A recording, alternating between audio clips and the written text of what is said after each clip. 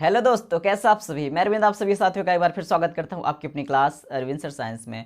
दोस्तों, आज की क्लास में हम बात करेंगे केमिस्ट्री में जो हमारा सॉल्यूशन चैप्टर चल रहा है उसके क्रम में हम आगे बढ़ते हुए फिर से आज हम लोग उसके आगे की चीज़ देखेंगे। ठीक है, प्रीवियस क्लास अगर आपने नहीं देखी तो जाइए प्लेलिस्ट में, सारी क्लासेस वहाँ पड़ी हुई हैं, आप वहाँ जाके सबको उठा उठा के पढ़ लीजिए। क्लियर है? ठीक है, तो अगर आपने क्लास वो नहीं देखा तो अगर उसको आप देख लेंगे तो आई थिंक बेटर ये होगा कि यहाँ आपको फिर ज़्यादा अच्छे से चीज़ें समझ में आएंगी। तो क्योंकि वहाँ पर मैं सारी चीज़ें आपको ऑलरेडी करवा दिया है, क्योंकि अगर वो आप वहाँ देखते चीज़ों को तो उसको पढ़ने के बाद यहाँ की चीज़ें आप बहुत अच्छे से कवर कर पाओगे। समझ पा रहे हैं मेरी बातों को? इसलिए मैं बोल रहा हूँ तुम क्लास को आप देखिए और इस क्लास को भी देखिए, क्योंकि चैप्टर में टॉपिक को एकदम क्रम्स में चल रहा हूँ। ठीक है, ऐसा नहीं कि इधर ये इधर वो। पहले क्या होता था, स्टार्टिंग में कुछ टॉपिक्स लिए मैंने, जहाँ से मर्जी वहाँ से पढ़ा दिया। अब क्या हो रहा है, अब ये हो रहा है कि जो भी चैप्टर मैंने लिया उस चैप्टर में एक क्रम से हम बढ़ते हुए चल रहे हैं, ताकि एक एक बातें आपको समझ में आ जाएं। अच्छा है ना? तो इससे क्या होगा कि आपके बोर्ड एग्जाम की प्रिपरेशन भी बहुत अच्छे से हो जाएगी। मतलब कहीं आपको जाने की ज़रूरत नहीं है, आप घर बैठे आराम से पढ़ाई करो। कोई प्रॉब्लम होती है, कोई दिक्कत होती है, आप हमसे पूछ सकते हैं। ठीक है, तो चलिए आज हम लोग देखेंगे। ठीक है, आज हम लोग पढ़ेंगे पराशरण के बारे में। किसके बारे में? Parasaran mean osmosis. क्लियर? क्योंकि पिछली क्लास में हम लोगों ने किसके बारे में पढ़ा था? Just colligative properties and diffusion. ठीक है, मतलब अणुशंक गुणधर्म और विसरण के बारे में हम लोगों ने सीखा था। तो फ्रेंड्स, थोड़ा सा चीज़ों को हम रिकॉल करते हैं। जो हमारा डिफ्यूजन था, ठीक है, मीन विसरण। तो वहीं अगर मैं बात करूं विसरण की, तो विसरण में क्या होता था? विसरण में क्या होता था कि आपका जो विलयन, मतलब उसमें जो अणु होते हैं विलय के, वो क्या होते हैं? सांद्र से, विलय के अणु सांद्र से किधर को जाते हैं? तनु की तरफ। ठीक है, मतलब कौन से डी आई, डाइल्यूट की तरफ। ठीक, कंसंट्रेशन से डाइल्यूट की तरफ जाते हैं। ठीक है, तो कहने का मतलब क्या है? विलयन में विसरण में क्या होता था? विलय के अणु सांद्र से तनु की ओर जाते हैं। क्लियर बात है? सांद्र से किधर जाते हैं? तनु की तरफ जाते हैं। तो इस प्रोसेस को हम लोग क्या बोलते हैं? विसरण बोलते हैं। क्लास को आप जाके देख लीजिए, बहुत अच्छे से वहाँ को मैंने समझाने का प्रयास किया है और यकीनन आपको वहाँ समझ में आ भी जाएगा। तो ये वाली क्लास आपको बिल्कुल समझ में, क्योंकि जो विसरण होता है, पराशरण होता है और फिर विसरण, दोनों एक दूसरे क्या होते हैं? जस्ट ओपोजिट होते हैं। ठीक है, तो अगर एक बात आपको समझ में आ गई तो दूसरी ऑटोमेटिक आपको अच्छे समझ में आ ही जाएगी। क्लियर बात है? चलो, तो यहाँ पर देखिए दोस्तों, पराशरण क्या होता है? क्लियर? पराशरण का मतलब होता है कि जो हमारा विलायक होता है, क्या विलायक, वो अर्धपारगम्य झिल्ली, अर्धपारगम्य झिल्ली में से होकर, ठीक है, अर्धपारगम्य झिल्ली में से होकर के वो क्या होता है? शुद्ध विलायक से, ठीक है, शुद्ध विलायक से किधर को जाता है? विलयन की तरफ जाता है। किधर को जाता है? विलयन की तरफ। समझ में आ रही बात है? यहां पर आपको ये समझना है कि जो विलायक होता है वो अर्धपारगम्य झिल्ली में से क्या होकर विस्तृत होकर के कहां जाता है? विलयन की तरफ जाता है। शुद्ध विलायक से विलयन की तरफ जाता है। ठीक है, बातें समझ में आ रही? जो आपका विलायक होता है वही शुद्ध विलायक से विलयन की तरफ जाता है, लेकिन किसमें से होकर? अर्धपारगम्य झिल्ली से। ठीक है, जिसे हम क्या बोलते हैं? Semi permeable. ठीक है, semi permeable membrane. Clear? Semi permeable membrane. तो अब थोड़ा सा आपको यहाँ मैं ये बता दूं कि आपको एक बात शायद परेशान कर रही होगी कि ये अर्धपारगम्य झिल्ली क्या होती है। तो दोस्तों, अर्धपारगम्य झिल्ली एक ऐसी झिल्ली होती है जिसमें क्या होता है कि हम अगर विलयन को डालते हैं, ठीक है, उसमें से अगर विलयन को डालते हैं तो होता क्या है? विलायक के अणु, किसके अणु? विलायक के अणु क्या होते हैं? विस्तृत हो जाते हैं। मतलब विलायक के अणु क्या होते हैं? विस्तृत होने का मतलब क्या है कि उस झिल्ली के आर पार चले जाते हैं। बातें समझ में आ रही? विलायक के अणु सिर्फ उस झिल्ली को पार कर पाते हैं, विलय के नहीं पार कर पाते हैं, तो उन्हें हम क्या बोलते हैं? अर्धपारगम्य झिल्ली। अर्धपारगम्य झिल्ली। थोड़ा सा अगर आप याद रखने की कोशिश करो इस तरीके से कि आपका अर्ध मतलब क्या होता है? हाफ, आधा होता है। तो आपका जो सॉल्यूशन होता है विलयन होता है, तो अगर उसमें विलयन डालेंगे तो उसमें क्या होगा? सिर्फ एक कंपोनेंट ही आर पार हो जा पाएगा। एक कंपोनेंट, मतलब कंपोनेंट दो ही होते हैं, या तो हमारा विलय होगा और या तो हमारा क्या होगा? विलायक होगा, यही तो हमारे कंपोनेंट होंगे विलेन में। तो अगर अर्धपारगम्य झिल्ली में इसको हम डालेंगे तो क्या होगा, हमारा सिर्फ और सिर्फ विलायक आर पार हो पाएगा, विलेय नहीं हो पाएगा। तो इसी को हम बोलते हैं अर्धपारगम्य झिल्ली बोलते हैं। क्लियर बात है? चलो तो एक बार इसको आप फिर से देख लीजिए, फिर से आप समझने का प्रयास कीजिए इसको। एक बार मैं फिर से समझा दे रहा हूं, चीजों को ध्यान से समझिएगा, ठीक है। अब एक बार फिर से देखिए कि आपका जो विलायक होता है, ठीक है, विलायक अर्धपारगम्य झिल्ली में से होकर के, किससे, अर्धपारगम्य झिल्ली में से होकर के शुद्ध विलायक से किधर जाता है, शुद्ध विलायक से किधर जाता है, विलयन की तरफ जाता है। किधर जाता है, विलयन की तरफ जाता है। तो इसी को हम क्या बोलते हैं, परासरण बोलते हैं। अब हो सकता है यहाँ कुछ बातें ना समझे, आप तो बोलेंगे कि अभी तो आप तो बता रहे थे कि जस्ट अपोजिट होता है, लेकिन यहाँ तो कोई बात मिल नहीं रही है। तो सुनो, वहां पर क्या होता था, विसरण में जो विलेय के अणु होते हैं वो क्या होते हैं, सांद्र से तनु की तरफ जाते हैं, मतलब अधिक सांद्रता से कम सांद्रता की ओर जाते हैं। अब जस्ट आपका परासरण में क्या होता है, विलेय के अणु इसमें क्या होता है आपका, किधर जाते हैं, कम सांद्रता से, ठीक है, कम सांद्रता से अधिक सांद्रता की ओर। किधर जाते हैं, अधिक सांद्रता की ओर। ओवरऑल अगर आप बोल सको तो तनु से किधर जाते हैं, सांद्र की तरफ। किधर जाते हैं, तनु से सांद्र की तरफ। तो विलेय के अणु जो होते हैं वो क्या होते हैं, तनु से सांद्र की तरफ जाते हैं। जस्ट अपोजिट होता है विसरण का परासरण। तो आई थिंक आपको बातें समझ में आ गई। विसरण में क्या होता है, फिर से सुन लीजिए, विसरण में क्या होता है, विलेय के अणु अधिक सांद्रता से कम सांद्रता की ओर जाते हैं, मतलब सांद्र से तनु की तरफ जाते हैं। और आपका जो परासरण होता है इसमें क्या होता है, तनु से सांद्र की ओर मूव करते हैं विलेय के अणु। बातें समझ में आ गई? चलो, यही था आपका दोस्तों क्या, परासरण। बातें समझ में आ रही है? अब इसको हम कुछ एग्जांपल के थ्रू समझते हैं, ठीक है। चलो, हाँ, थोड़ा सा एक चीज और जान लीजिए। अर्धपारगम्य झिल्ली का एग्जांपल अगर मैं आपको बताऊं तो जैसे हमारा अंगूर होता है, ठीक है। तो अंगूर की जो ऊपरी लेयर्स होती है, ठीक है, जो अंगूर होता है हमारा ऊपरी इसकी लेयर जो होती है झिल्ली टाइप की, वही हमारा क्या होता है, अर्धपारगम्य झिल्ली। मतलब अंगूर की जो इतनी कोशिका होती है उस तरीके से ऊपर वाली, ठीक है। और उस तरीके से आप ये समझो कि आपका जो अंडा होता है, ठीक है, तो अंडे की जो झिल्ली होती है, अगर आप अंडा पढ़ोगे तो उसमें अंदर जो लेयर्स होती है, ठीक है, वो आपका क्या होता है, अर्धपारगम्य झिल्ली। क्या होता है वो, अर्धपारगम्य झिल्ली। क्लियर बात है?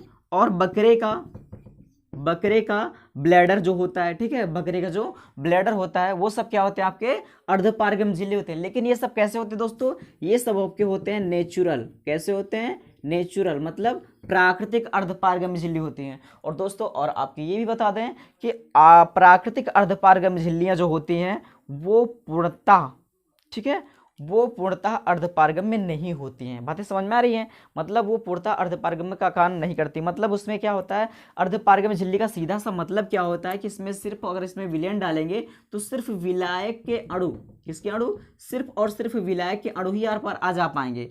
लेकिन मैं बात करूंगा इनके सबकी, इनमें जो अंगूर में, अंडे में, बकरे के ब्लैडर में, इन सब में जो झिल्ली पाई जाती है अर्धपारगम्य झिल्ली, वो प्राकृतिक तो होती है, नेचुरल होती है, लेकिन वो पूर्णतः परफेक्ट नहीं होती। इसका मतलब उसमें विलेय के अणु भी आर पार चले जाते हैं, ठीक है। जैसे अगर मैं समझाने का प्रयास करूं कि अगर मैं चीनी, ठीक है, चीनी और पानी का घोल लूं, इनको लूं तो क्या बनेगा, शरबत बनेगा।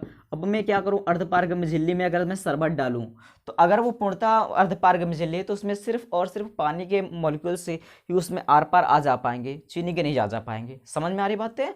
लेकिन और आपका अगर ये आपके प्राकृतिक हैं तो हो सकता है कि चीनी के पार्टिकल्स भी उस कण भी आर पार चले जाएं, तो परफेक्ट नहीं होती। तो इसके लिए आपके साइंटिस्ट ट्रॉब ने, ठीक है, कॉपर फेरोसाइनाइड से एक बनाई थी, एक झिल्ली बनाई थी, ठीक है। वो क्या थी, आपकी पूर्णतः परफेक्ट थी। कैसे थी वो, आपकी पूर्णतः परफेक्ट थी, ठीक है।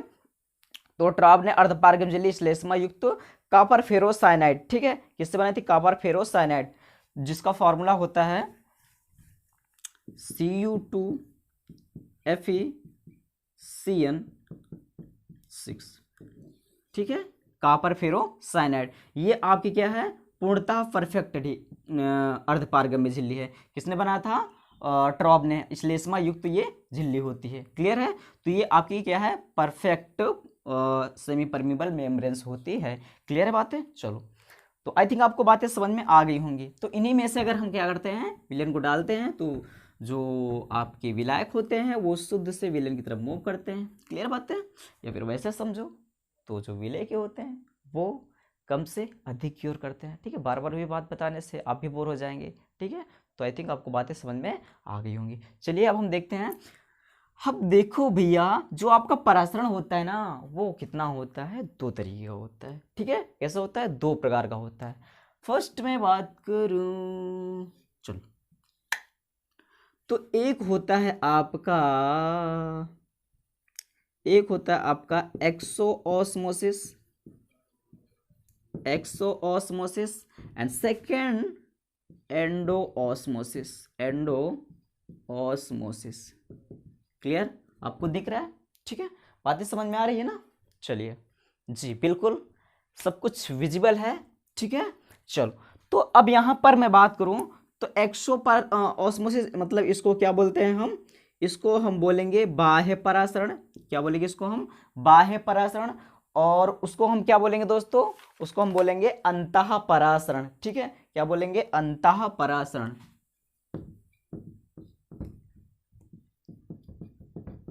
अंतः परासरण। और ये क्या है आपका? बाह्य परासरण। ठीक है, कैसा है आपका ये? बाह्य परासरण। तो आपको इतना याद रखना है कि जो परासरण होता है दो प्रकार का होता है, एक होता है बाह्य परासरण, एक होता है अंतः परासरण। अब मैं दोनों का एग्जांपल लेके आपको बारी बारी से समझा दे रहा हूं अच्छे से कि आपका अंतः परासरण क्या होता है और बाह्य परासरण क्या होता है। क्लियर बात है? चलो, अब देखिए फ्रेंड्स, यहां पर मैंने एक इस तरीके से कंटेनर लिया। ठीक है, अब यहां पर मैंने क्या किया? ठीक है, यहां पर मैंने क्या किया? चीनी का बढ़िया गाढ़ा घोल लिया। ठीक है, आप ये समझ सकते हो एज लाइक चाशनी, जैसे जैसे आप बोलते हो। ठीक है, चीनी बढ़िया पानी में ज़्यादा से ज़्यादा चीनी मैंने घोल दिया और बहुत ज़्यादा गाढ़ा कर दिया, मतलब उसकी सांद्रता को बहुत ज़्यादा मैंने बढ़ा दी। किसकी? चीनी और पानी को मिला करके उसके गाढ़ेपन को बहुत, ये सिंपल सा अपनी भाषा में समझो। सांद्रता का मतलब होता है एज लाइक जितना गाढ़ा होगा उसकी सांद्रता उतनी ज़्यादा होगी। क्यों? क्योंकि डिपेंड करता है अणुओं की संख्या पर। अणुसंघ गुणधर्म मैंने पढ़ा है आपको। तो कहने का मतलब क्या है कि कोई भी विलेन कितना सांद्र और कितना तनु इस बात पर डिपेंड करता है कि कितना सांद्र होगा कितना तन होगा, कि उसमें विलेय के अणु जितने ज़्यादा होंगे या फिर जितने कम होंगे। सिंपल सी बात है, अगर आप एक ग्लास लेंगे, अब ग्लास में क्या करेंगे आप? चीनी डालेंगे, थोड़ी चीनी डालेंगे तो वो शरबत कैसा? फीका होगा। थोड़े से और चीनी डाल दिए तो थोड़ा सा वो गाढ़ा हो जाएगा। थोड़ा और डाल दो और गाढ़ा हो जाएगा, थोड़ा और डाल दो और गाढ़ा, थोड़ा और डाल दो तो बहुत ज़्यादा गाढ़ा हो जाएगा, है ना? मतलब अति संतृप्त हो जाएगा, और अगर बोले तो अति संतृप्त हो जाएगा। तो कहने का मतलब क्या है कि अगर मैं क्या करूँ, आप सीधा सा समझो इसको एज लाइक चाशनी जैसा समझ सकते हो आप।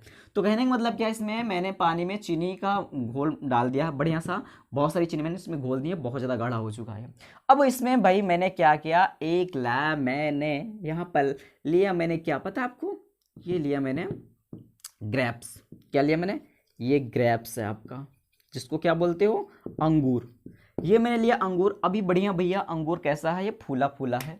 ठीक है, अब मैं आपसे पूछूं कि अंगूर के अंदर, ठीक है, अंगूर के अंदर का जो रस है, ठीक है, अंगूर के अंदर का जो जूस है, जो रस भरा हुआ है, जो भी है इसमें, मैं दोनों में अगर कंपैरिजन करूं तो कौन गाढ़ा होगा और कौन तन, मतलब कौन सांद्र होगा कौन तन होगा, दोनों में अगर कंपैरिजन करूं तो आप जब देखेंगे मेरे हिसाब से तो, या फिर आपके हिसाब भी यही चीज़ होगा, क्योंकि जो रियलिटी है वो रियलिटी है। जो आपका चीनी है इसको बहुत ज़्यादा, मैंने बोला ना चाशनी, बहुत ज़्यादा इसको गाढ़ा कर दिया गया है, और जबकि अंगूर के अंदर का जो रस है इसकी कंपैरिजन में इसकी तुलना में कम गाढ़ा है, मतलब ये तनु है ये सांद्र है। तो इसको मैंने डाल दिया। अब क्या होगा कि जो इसके ये सेमी परमिबल मेम्ब्रेन जैसी कार्य करती है, जो अंगूर का ये जो ऊपरी परत होती है ये किसका काम करती है? अर्धपारगम्य झिल्ली की तरह कार्य करती है। किसका करती है? अर्धपारगम्य झिल्ली कार्य करती है। तो ये अणु अब क्या होंगे? अब सिंपल सी बात समझो, ये सांद्र है, बाहर वाला वातावरण कैसा है? सांद्र है, और अंदर वाला कैसा है? तनु है। तो अब क्या करेंगे, जो विलेय के अणु होंगे इसमें कि वो क्या करेंगे? तनु से सांद्र की ओर मूव करेंगे, तो ये सब क्या होंगे? बाहर निकलेंगे। तो क्या होगा पता है? क्या होगा? ये जो अंगूर है ना आपका कैसा हो जाएगा? ऐसे कुछ इस तरीके से बेचारा सिकुड़ जाएगा।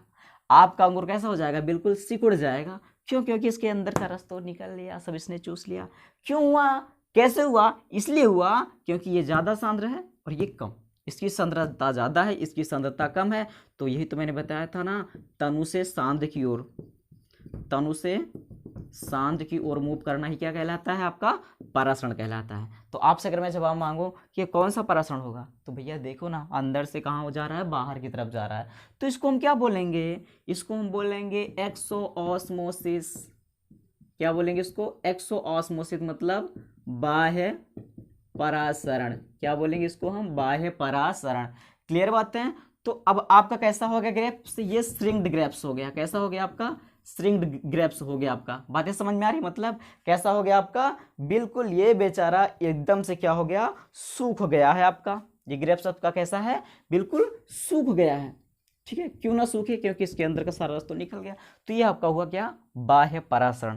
क्लियर बातें हैं, ठीक है। चलो अब हम आपको समझा रहे हैं नेक्स्ट पॉइंट। ठीक है, अगला पॉइंट हमारा क्या है। ठीक है दोस्तों, जो भी प्रॉब्लम्स हो आप कमेंट करके हमें बता देना। ठीक है, कोई शिकवा शिकायत ना रह जाए भाई। ठीक है, चलो, क्योंकि क्लासेस आपकी प्रॉपर तरीके से हो रही हैं।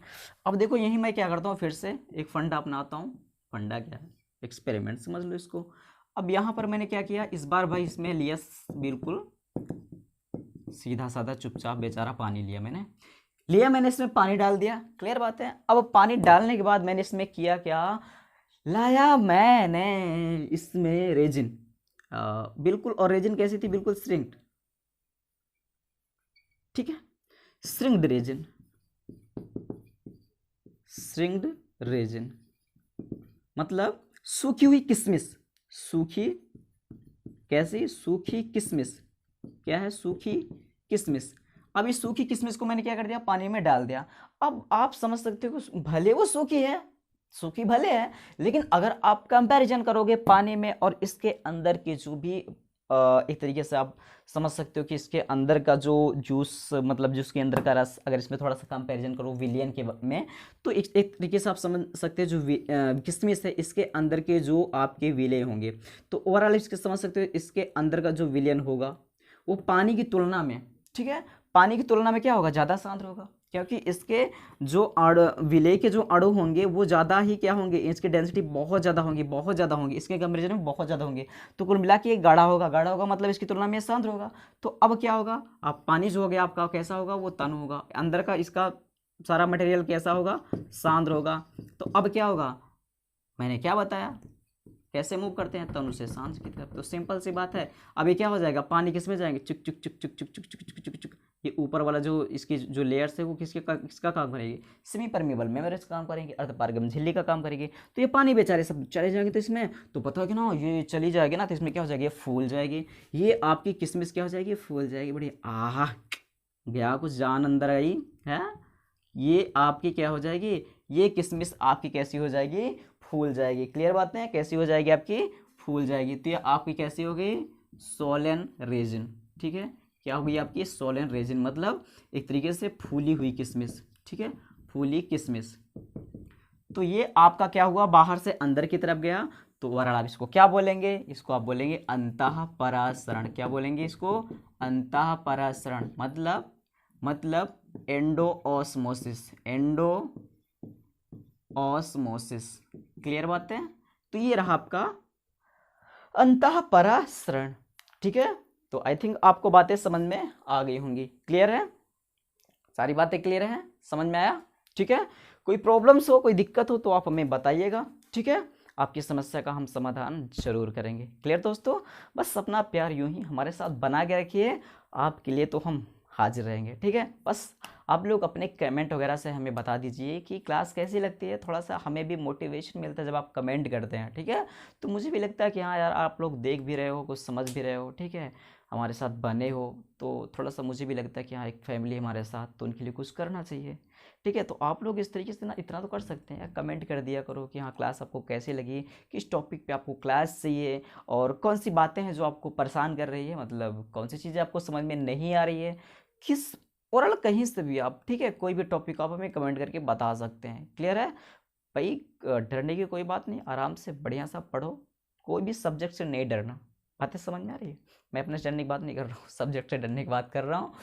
क्योंकि कोई भी सब्जेक्ट देखो कॉम्प्लिकेटेड कुछ नहीं होता, हालांकि अपने आप में सब अच्छे होते हैं, लेकिन आपको ये अपने दिमाग में नहीं सेट करके चलनी या केमिस्ट्री तो बहुत हार्ड है, फिजिक्स बहुत हार्ड है, या फिर मैथ, या फिर इवन कोई भी आपका सब्जेक्ट हो। तो बस दोस्तों मैं आपसे उम्मीद करता हूँ आप लोग हमारे साथ बने रहिए, और मैं आपको इतना तो ज़रूर भरोसा दिला सकता हूँ, बस आप बने रहिए हमारे साथ, आपको फिजिक्स हो या केमिस्ट्री बहुत आसान लगने लगेगी। ठीक है, बस आप लोग प्रॉपर वे में पढ़ाई करते रहिए, और थोड़ा सा हमारे साथ अपना साथ बना के थोड़ा सा नहीं, पूरा पूरा, ठीक है, पूरा अपना साथ बना के रखिए, और कमेंट करके भी जरूर हमें बताया कीजिए कि क्लास आपको कैसे लगी, क्योंकि आप जब फीडबैक हमारा देते हैं तो हमें भी पता चलता है कि हाँ सारी चीज़ें कैसे चल रही हैं, क्या चल रहा है, अच्छा चल रहा है, ख़राब चल रहा है। ठीक है, तो ये सारी चीज़ें आप लोग किया करो। ठीक है, और दोस्तों जितना हो सके क्लास को अपने दोस्तों यारों में सबको बताओ ना। ठीक है, सबको आप बताओ, और क्लास के बारे में जितना हो सके, और क्लास अच्छी लगी हो तो लाइक कर दिया करो। ठीक है, और पहली बार अगर देख रहे हो तो फिर सब्सक्राइब कर लो। ठीक है, बाकी कोई दिक्कत हो तो बताना। ठीक है, चलिए मिलते हैं अगली क्लास में, तब तक के लिए bye bye, take care, thank you, love you all, thank you.